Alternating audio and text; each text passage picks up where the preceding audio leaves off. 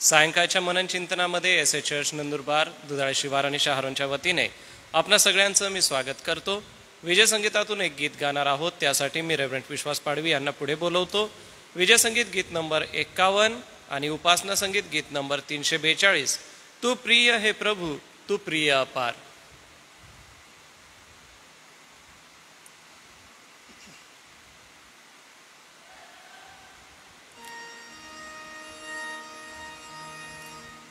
तू प्रिय है प्रभु, तू प्रिय अपार. तू प्रिय है यीशु, तू केला उद्धार. मला तू सुप्रिय एक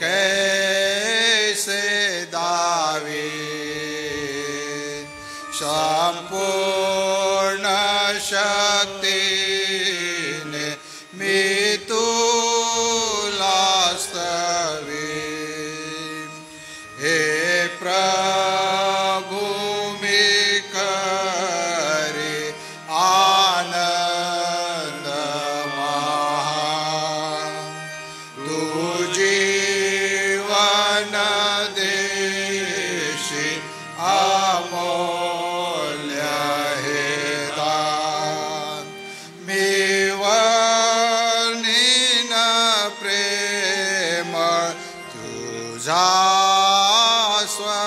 स्वभाव. वर्णिन मी तुझे सुवंदित नाम. या प्रिय प्रभुला मिळेन समान. पृथ्वीत स्वर्गी तो राजा महान. सुप्रिय सुवंद्या मी गाईन प्रेम. येशू तू केले अखंडित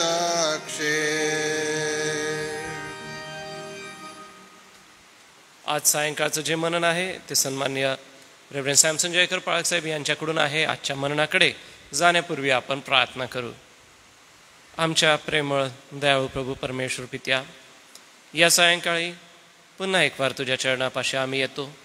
दिवसभरातल्या सर्व कामांसाठी व दिलेल्या सर्व जबाबदाऱ्यांमध्ये तुझी कृपा पुरवलीस प्रभू, त्यासाठी आभार मानित आजच्या सायंकाळचा हा जो समारोप आहे तो तुझ्या पवित्र वचनाचं मनन करीत आम्ही करत आहोत. म्हणून देवबापा, आम्ही तुझ्या प्रिय दासासाठी प्रार्थना करतो. रेव्हरंड सॅमसन जयकर यांच्याकडून येणारं वचन आम्हासाठी तू आशीर्वादित कर. वाच्या वचनाच्या द्वारे प्रभू तुझं गौरव होऊ दे. सारा आदर मान महिमा प्रभू तुला मिळो. प्रभू येशूच्या नावाने मागतो म्हणून तू ऐक. आमेन. या दिवसांमध्ये शुक्रवारच्या दिवशी आपण मंडळीच्या वाढीची तत्वे ही शिकत आहोत. प्रेषितांची कृत्य 2ऱ्या अध्यायातून गेले 4 ते 5 आठवडे आपण यामध्ये शुक्रवारी मनन करत आहोत आणि त्यामध्ये रेव्हरंड सॅमसन जयकर पाळकसाहेब आपल्याला मार्गदर्शन करीत आहे. मी पुन्हा एक वार आपल्या सगळ्यांच्या उपस्थितीत त्यांचं स्वागत करतो आणि पुढील वेळ वचनाच्या सेवेसाठी, मनन चिंतनासाठी मी त्यांना आमंत्रित करतो.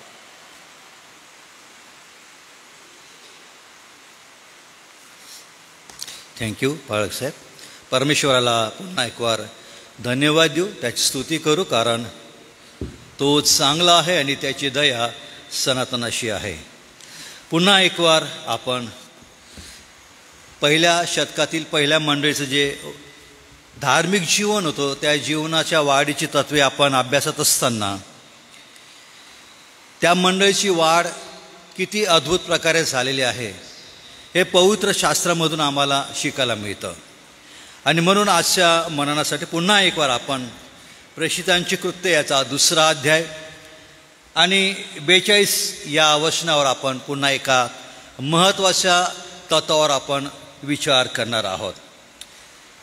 प्रेषित 2:42 ख्रिस्ती मंडळीचे धार्मिक जीवनाबद्दल या ठिकाणी वर्णन केलेलं आहे. ते म्हणजे मंडळी प्रेषितांच्या शिक्षणात आणि सहवासात, भाकर मोडण्यात व प्रार्थना करण्यात तत्पर असत. परमेश्वर देवबाप या वचनाच्या द्वारे आमचं सहाय्य करो. आम्हा सर्वांना एक नवीन आत्मिक आशीर्वाद देऊ. पुन्हा एकवार प्रभू येशू ख्रिस्ताच्या पवित्र नावामध्ये आपणा सर्वांना सलाम. प्रार्थनेमध्ये आपण जाऊ आणि मग आपण प्रारंभ करू. प्रिय येशू, आम्ही तुझा आभार मानतो, तुला धन्यवाद देतो. पुन्हा एक वार तुझ्या अपार दयेने कृपेने ही मौल्यवान वेळ आणि सेवेची संधी तू मला दिलीस. प्रभुदेवा, आजपर्यंत प्रेषितांच्या या दुसऱ्या अध्यायामधून पहिल्या मंडळीचं जे आध्यात्मिक वाढ आणि विकास झालेले आम्ही पाहतो, त्याचं मनन चिंतन करण्यासाठी तू आम्हाला संधी दिलेली आहेस. आणि त्याच प्रकारे ही काळाची गरज आहे की आज आमची मंडळी, आमच्या मंडळ्या, एसएमच्या प्रत्येक मंडळांची देवबाप याच प्रकारे वाढ व्हावी.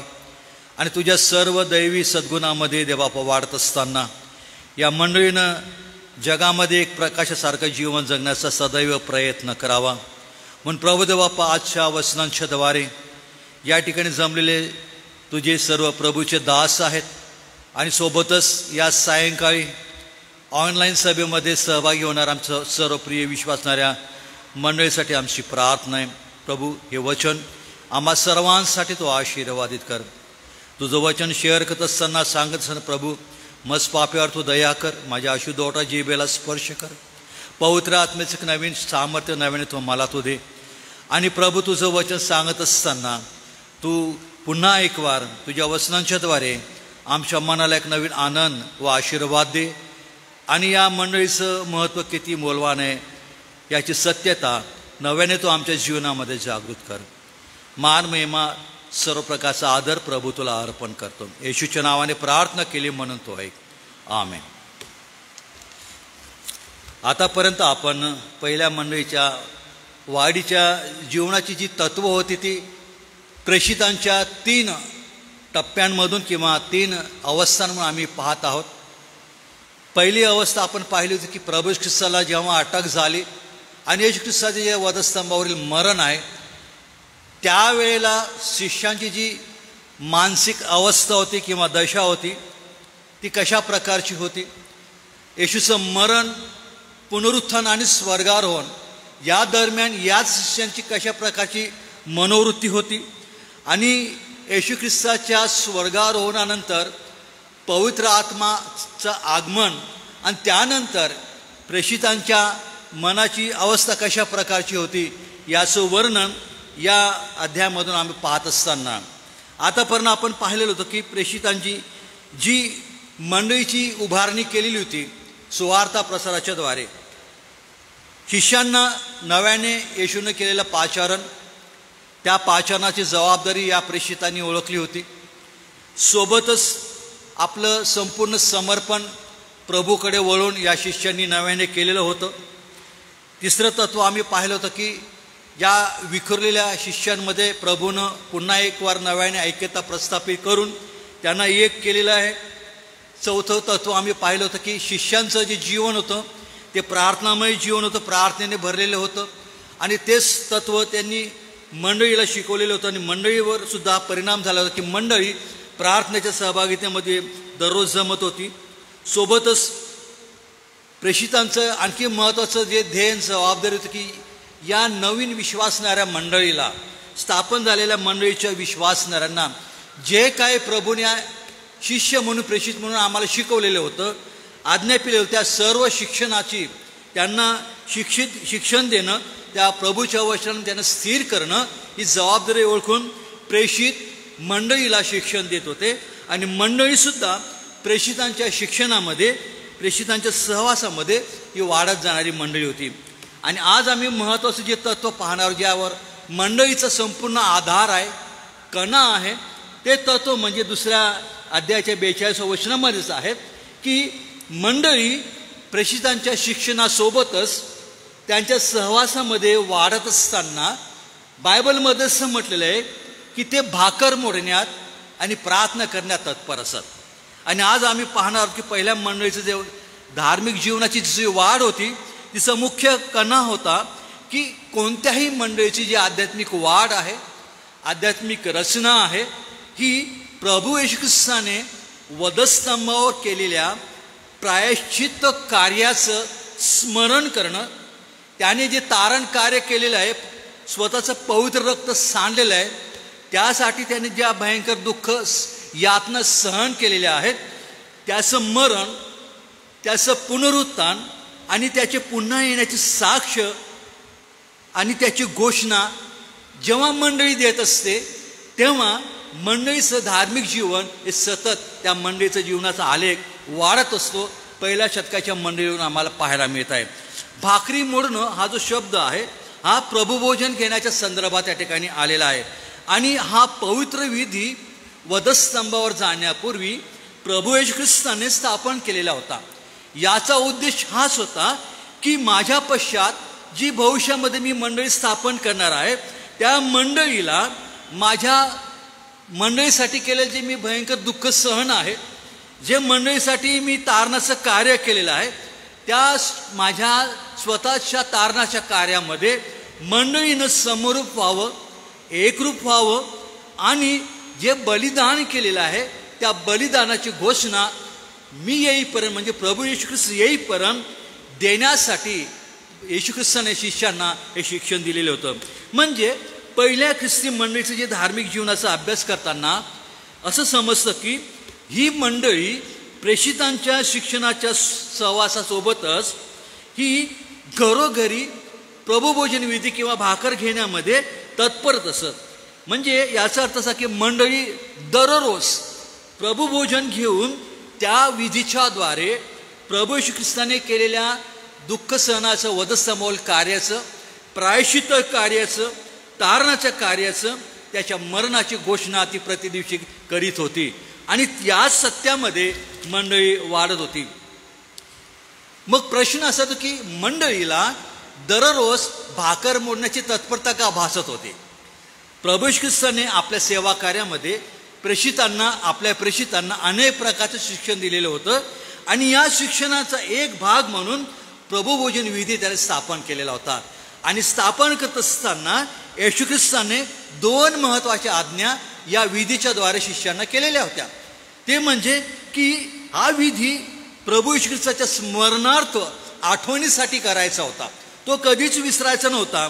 आणि दुसरी आज्ञा म्हणजे या प्रभुभोजन विधीच्या द्वारे ख्रिस्ताने केलेल्या तारणाच्या कार्याची घोषणा प्रतिदिवशी प्रभू येईपर्यंत त्यांना करायची आज्ञा येशू ख्रिस्ताने केलेली होती. प्रभुभोजन विधीचे प्रेषित हे साक्षीदार होते, कारण वधस्तंभापूर्वी जाण्याआधी काही क्षणाआधी येशू ख्रिस्ताने हा विधी स्थापन केलेला होता. आणि याच विधीच्या समयी म्हणजे 2000 वर्षापूर्वी यरुशलेममध्ये वलांडन सण सुरू झालेला होता. वलांडन सण आणि प्रभुभोजन विधी हे एकमेकांना समन्वयक आहेत, एकमेकांशी आधारित आहे. कारण वलांडन सण हा हजारो वर्षापूर्वी देवाने फारो राजाच्या गुलामगिरीमधून 430 वर्ष खित पडलेल्या आपल्या लोकांना दास्यामधून मोशेच्या द्वारे जी महान सुटका केलेली होती त्या सुटकेचं स्मरण इस्रायल राष्ट्राने पिढ्यानपिढ्या करायचं होतं. तो कधी विसरायचा नव्हता की कशा प्रकारे अद्भुतरित्या देवाने आपल्या लोकांची सुटका मिसरच्या बंधनातून फारोच्या गुलामगिरीमधून केलेली होती. आणि या सुटकेचं महत्त्वाचं माध्यम काय होतं? त्या प्रथम वस्त्राच्या पिढीच्या समयी वधला जाणारा कोकरा, त्याचं रक्त होतं. आणि मोशेला आज्ञा केली होती की प्रत्येकाने आपापल्या घराप्रमाणे 1 वर्षाचं कोकरू वधायचं. त्या कोकराच्या रक्ताची खून प्रत्येक यहुदी परिवाराने आपल्या दारावर कपाळावर लावायची. त्या रात्री मी प्रत्येकाचं घर ओलांडून जाईल आणि मी त्या रक्ताची खून पाहीन. ज्या घरावरती खून आढळणार नाही त्याचा बचाव व्हायचा नाही. परंतु देवाचे आभार मानू की इस्रायल लोकांनी या सुटकेसाठी स्वतःची तयारी केली, देवाच्या आज्ञेचं पालन केलं आणि प्रत्येकाने आपापल्या घरावर त्या वधलेल्या 1 वर्षाच्या निर्दोष कोकराचं रक्त लावलं. त्याच प्रकारे येशू ख्रिस्ताने या वलांडन सणाचं भोजन करत असताना या वलांडन सणाला एक नवीन जागतिक आणि आध्यात्मिक अर्थ दिलेला आहे. आणि लोकांना, शिष्यांना हे दाखवलं की आता वारंवार पशुपक्ष्यांचं रक्त सांडण्याची आवश्यकता नाही आहे. प्रभुभोजन विधी हा पापी मानवाला त्याच्या पापाच्या बंधनातून, सैतानाच्या बंधनातून, मरणाच्या बंधनातून सोडण्यासाठी येशू ख्रिस्ताने तारणासाठी वधस्तंभावर जे आपलं पवित्र बलिदान केलेलं आहे त्या रक्ताची स्मरण, त्या सुटकेचं स्मरण म्हणजे हा प्रभुभोजन विधी आहे. आणि एक स्मारक चिन्ह, जसं वलांडन सण इस्रायल लोकांना स्मारक चिन्ह होता, तसं प्रभुभोजन विधी हा त्याच्या येणाऱ्या मंडळीसाठी, त्याच्या शिष्यांसाठी, विश्वासणाऱ्यांसाठी स्मारक विधी म्हणून आम्ही या ठिकाणी पाहतो.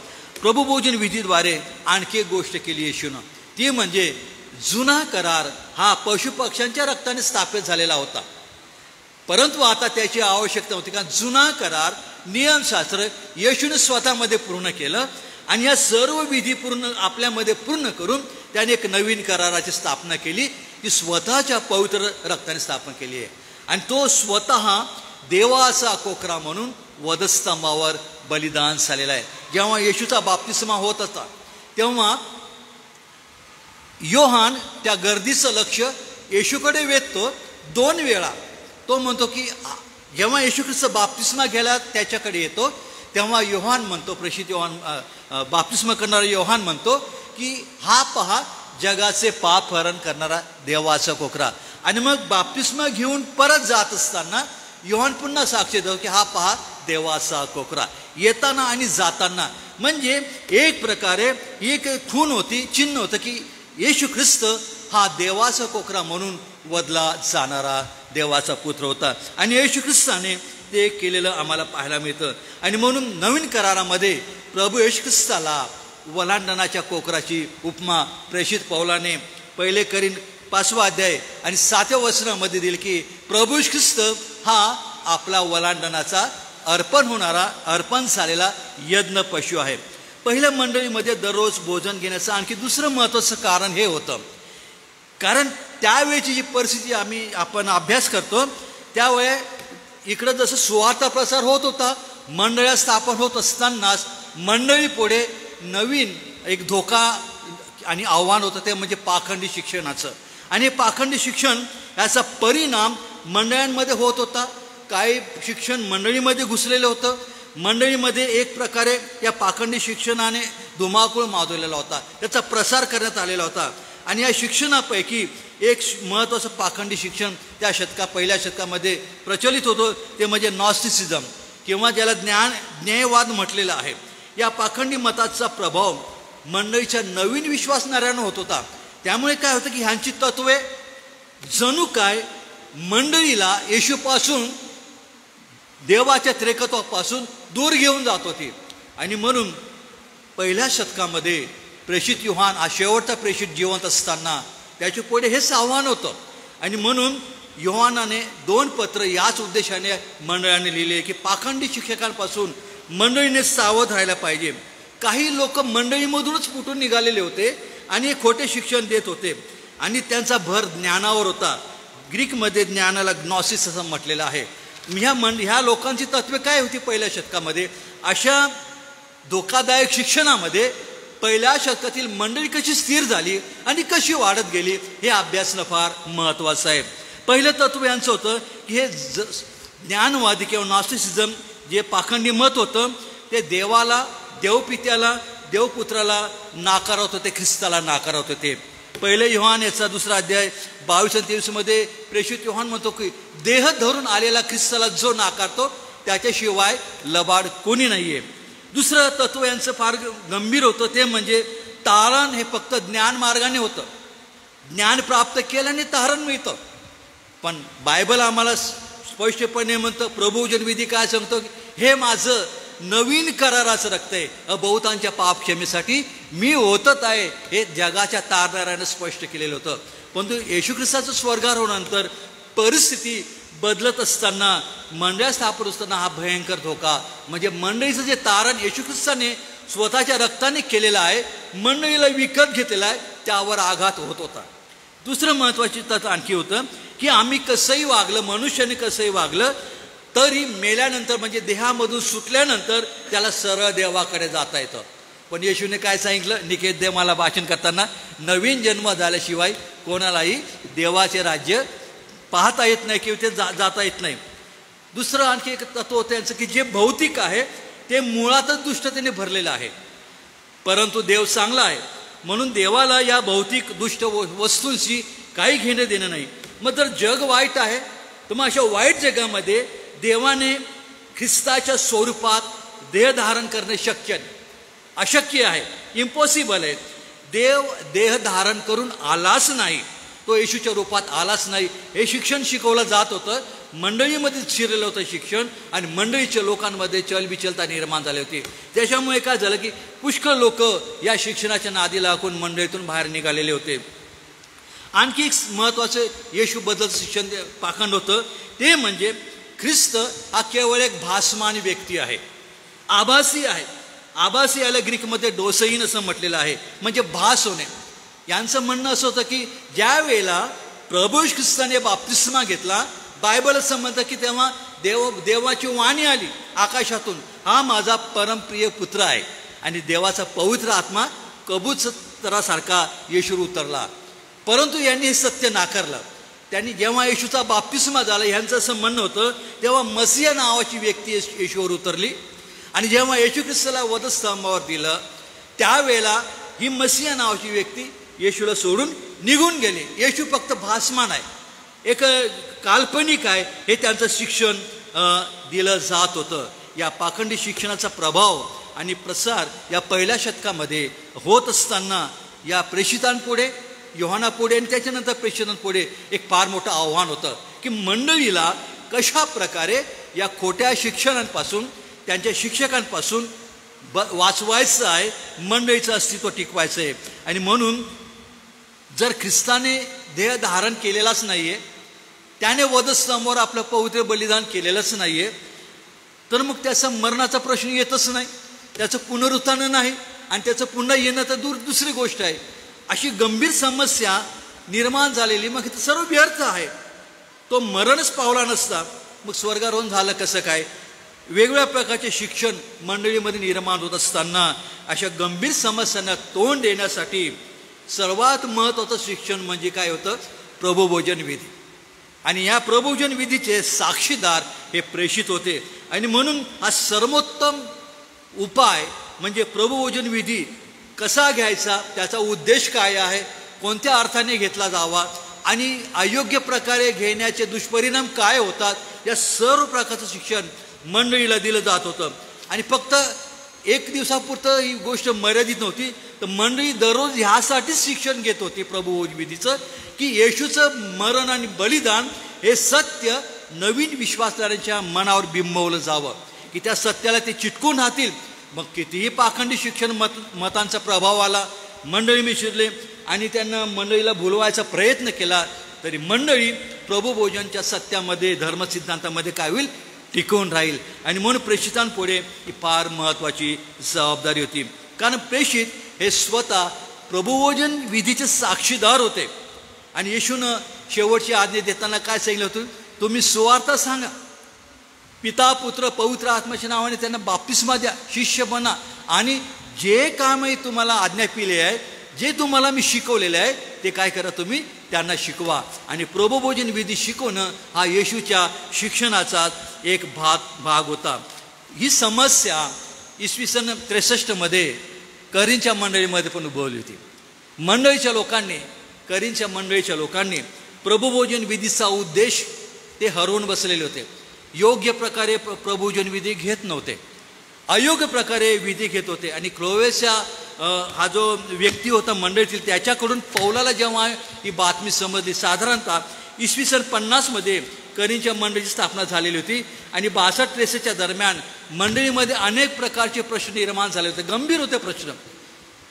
पुनरुत्थानाविषयीचा प्रश्न होता, कोर्ट कचेरीचा प्रश्न होता, जारकर्मासारख्या पापाचा प्रश्न होता, आणि अनेक प्रकारे नैवेद्याचा प्रश्न होता. प्रभुभोजनाचं भ्रष्टीकरण केलं जात होतं.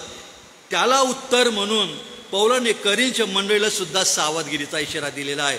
हे शिक्षण कशा प्रकारे मंडळी अयोग्य प्रकारे घेत होती, तर ह्या करीनच्या मंडळीने प्रभुभोजन विधीला 2 प्रकारे भ्रष्ट केलेलं होतं.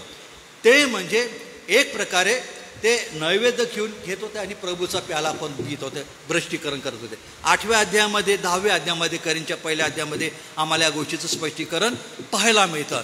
दुसरी महत्त्वाची गोष्ट की अयोग्य कारण कोणतं आहे, म्हणून पौल म्हणतो की मनुष्याने आत्मपरीक्षण करावे, आणि जो कोणी अयोग्य प्रकारे घेईल. हा अयोग्य प्रकार कोणता होता? करींच्या मंडळीने प्रबोधन विधीला एक प्रकारे पिकनिक पॉईंट बनवलेलं होतं. सहलीप्रमाणे हा विधी ते घेत होते आणि त्याला प्रीतिभोजन नाव दिलं, त्याला युकारिस्ट असं म्हटलेलं आहे. प्रभुभोजन विधीच्या वेळी मंडळीचे लोक आपापल्या घरून जेवणाचे डबे घेऊन येत होते आणि त्याच्यामध्ये श्रीमंत होते, गरीब होते, सर्वसाधारण होते, दास होते. या सर्व लोक आपापल्या ऐपतीप्रमाणे कमी जास्त प्रकारे जेवण घेऊन येत होते. परंतु श्रीमंत किंवा जे VIP होते ते मंडळीमध्ये कोणाची वाट न पाहता स्वतः जेवणाला प्रारंभ करत होते. त्याच्यामुळे काय व्हायचं की पुष्कळशा लोकांना अन्न मिळायचं नाही, पुष्कळशे लोक उपाशी राहायचे आणि प्रभुभोजन या प्रकारे अयोग्य प्रकार घेतला जातो. शिवाय त्यांच्यामध्ये मतभेद होते, फुटी पण होत्या. आणि म्हणून प्रेषित पौल सुरुवातीला मंडळीची प्रशंसा करताना या 11व्या अध्यायामध्ये मंडळीची या कारणासाठी, अयोग्य कारणासाठी तो कडक शब्दामध्ये तो कान उघडणी करतो.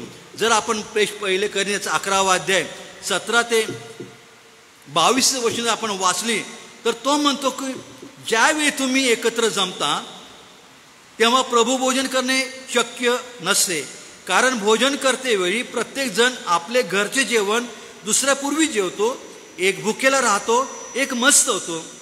पौल पुढे म्हणतो की खाणेपिणे करण्यास तुम्हाला आपापली घरे नाहीत काय, की तुम्ही देवाच्या मंडळीस धिक्कारून ज्यांच्याजवळ काही नाही त्यांना लाजविता. मी तुम्हाला काय म्हणू, याविषयी मी तुमची वाहवा करू काय?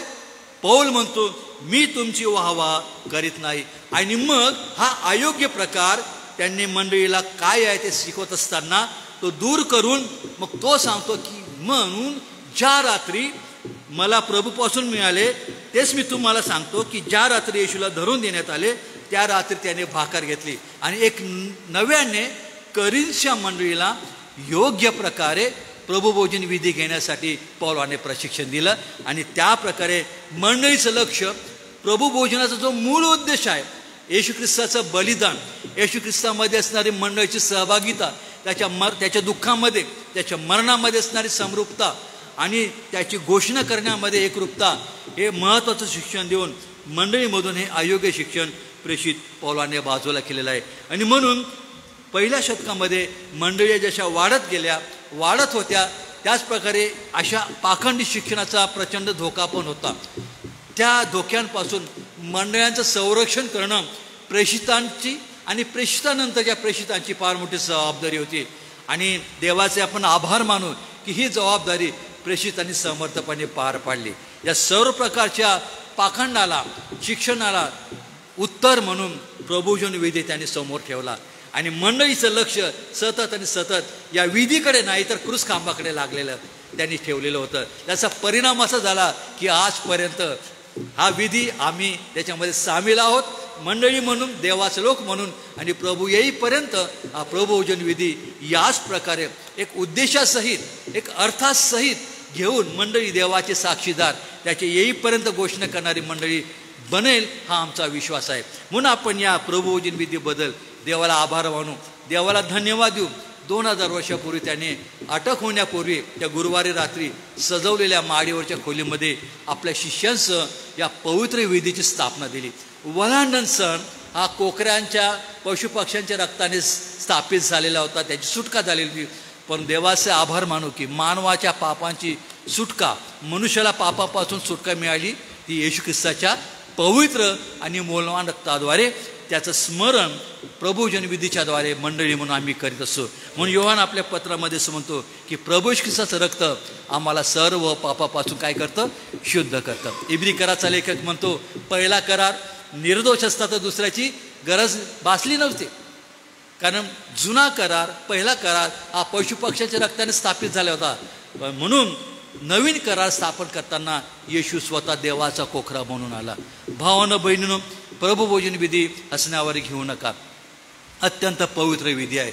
फक्त विधी न घेता तो विधी मी का घेत आहे, कोणत्या कारणासाठी येशूने माझ्यासाठी हा विधी स्थापन केलेला आहे, त्याचा उद्देश काय आहे, हे जोपर्यंत मंडळी म्हणून मला समजत नाही तोपर्यंत त्या विधीचा आशीर्वाद मला मिळणार नाही. करींच्या मंडळीमध्ये या विधीला अयोग्य प्रकार घेण्यामुळे देवाचा शाप होता, ते देवाच्या दंडाखाली होते. पौल म्हणतो की तुम्ही अयोग्य प्रकार घेतल्यामुळे पुष्कळ जण आजारी आहेत, दुर्बळ आहेत. त्याचं कारण हेच आहे की तुम्ही त्या ख्रिस्ताचं मर्म ओळखलं नाही, त्याच्या शरीराची गंभीरता ओळखलं नाही, आणि अशाच तुम्ही एक पिकनिक पॉईंटप्रमाणे तुम्ही हा विधी घेतात. आणि म्हणून पौल म्हणतो की आता आपण सावध राहायला पाहिजे, यासाठी की जगाबरोबर आपल्याला दंडाज्ञा होऊ नये. या आपण या प्रभुभोजन विधीचं पावित्र्य अबाधित ठेवूया आणि एकमेकांना सावध करूया. एकमेकांसाठी आम्ही सदैव प्रार्थना करूया आणि विशेष करून प्रभूच्या आज्ञेचं आम्ही पालन करूया की तो येईपर्यंत जसा प्रसंग मिळेल, जसा वेळ मिळेल, जशी संधी मिळेल, आपण त्याची घोषणा करण्यासाठी आपण सिद्ध राहूया. दावीद राजा म्हणतो की मी तारणाचा प्याला हाती घेऊन प्रतिदिन तुझी मी काय करेल, तारणाची मी घोषणा करेन. याप्रमाणे आपलं जीवन बनवूया आणि देवाचा आपण गौरव करूया. या मननाच्या द्वारे देव तुम्हाला आशीर्वाद देऊ.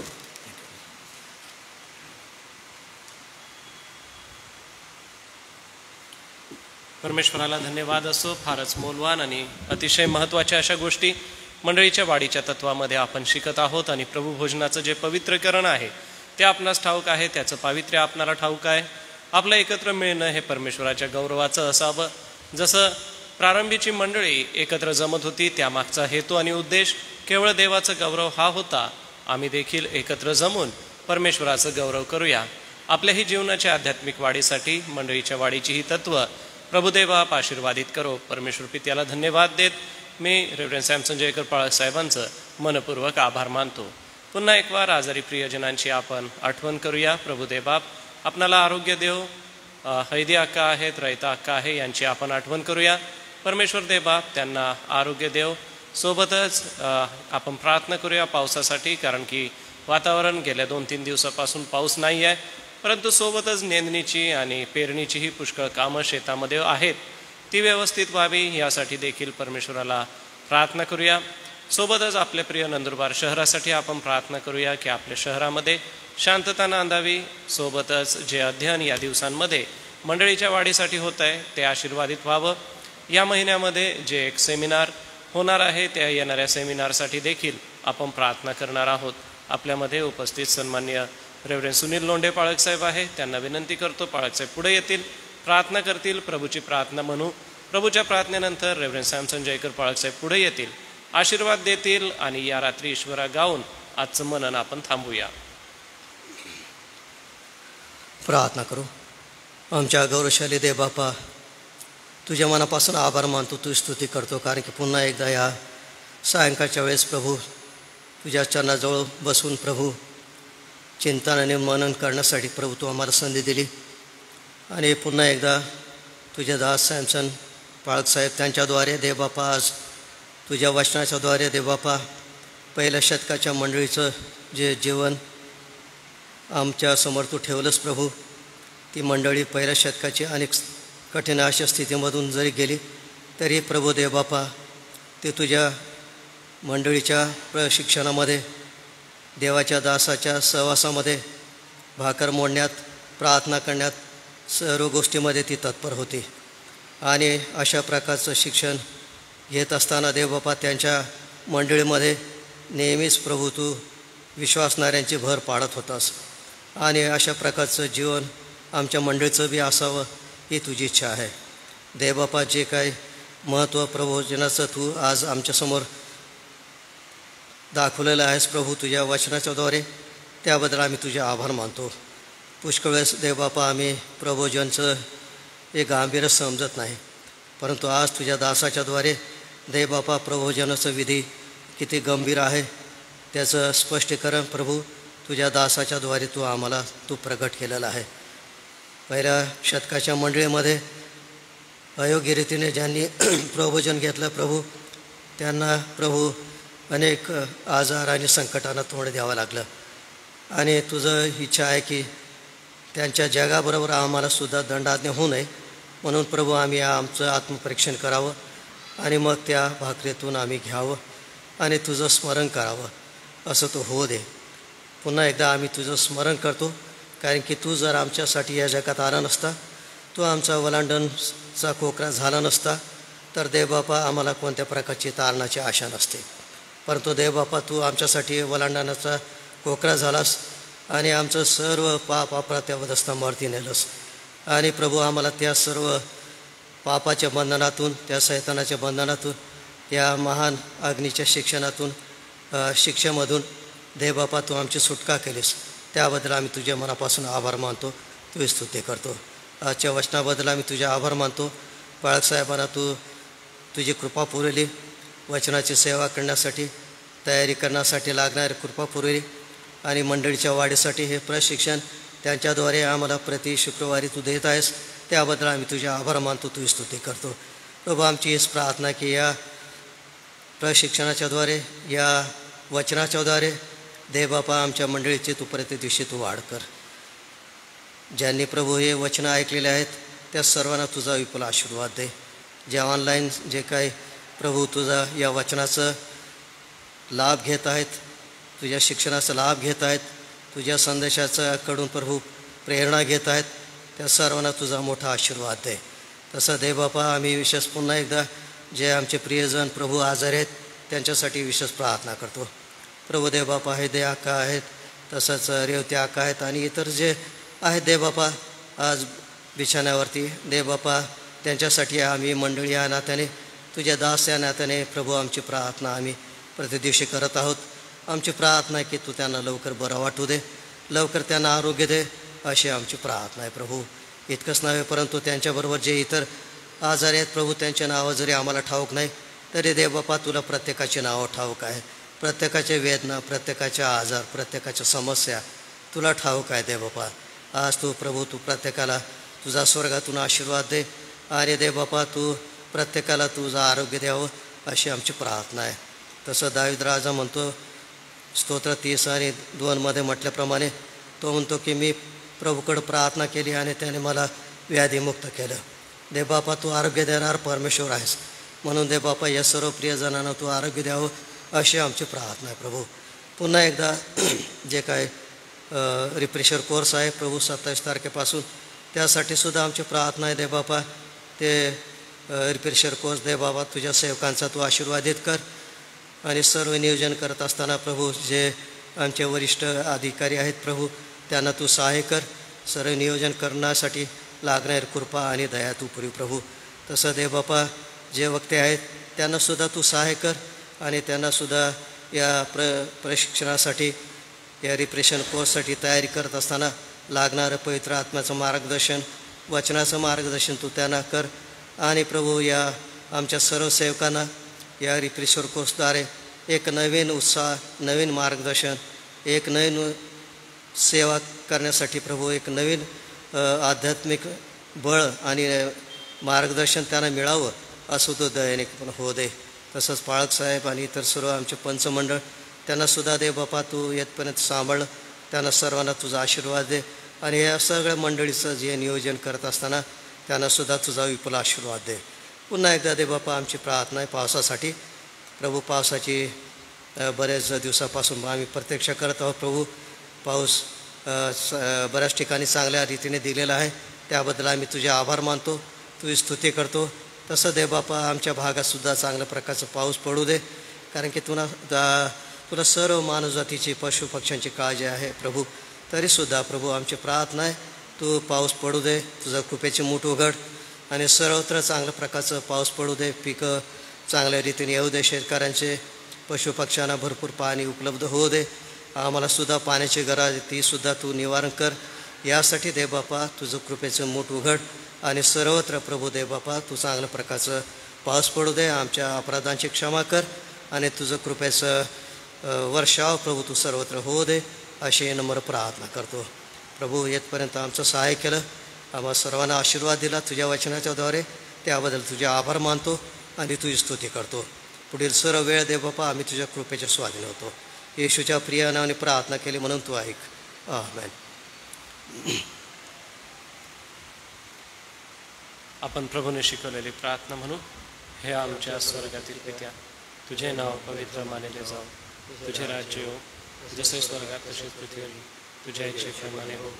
आमची रोजची भाकर आज तू आम्हास दे, आणि जसे आम्ही आमच्या ऋणास सोडून सोडितो तसेच तू आमचे ऋण आम्हास सोड, आणि आम्हास परीक्षेत करू नकोस, तर आम्हास सर्व वाईटापासून सोड. कारण की राज्य, सामर्थ्याने गौरव हे सर्व तुझेच आहे. बाळासाहेब आशीर्वाद देतील. आणि आता आपला तारणारा प्रभू येशू ख्रिस्त याची कृपा, देवबापाची प्रीती आणि पवित्र आत्म्याची सहभागिता या मंदिरामध्ये हजर असणाऱ्या सर्व प्रभूच्या दासांबरोबर, ऑनलाईन सभेमध्ये सहभागी होणाऱ्या आमच्या सर्व प्रिय विश्वासणाऱ्या मंडळीबरोबर, SM चर्चेस आणि ट्रस्ट याच्या सर्व कार्यप्रणालीबरोबर, देवाचं निवडले इस्रायल राष्ट्रीय आजबरोबर आता आणि सदा सर्वदा असो. आमेन. ईश्वरा तू मजला सांभाळ, आयुष्यभर राखीतो करावा प्रतिपाल. आमेन. सर्वांना सलाम. थँक्यू.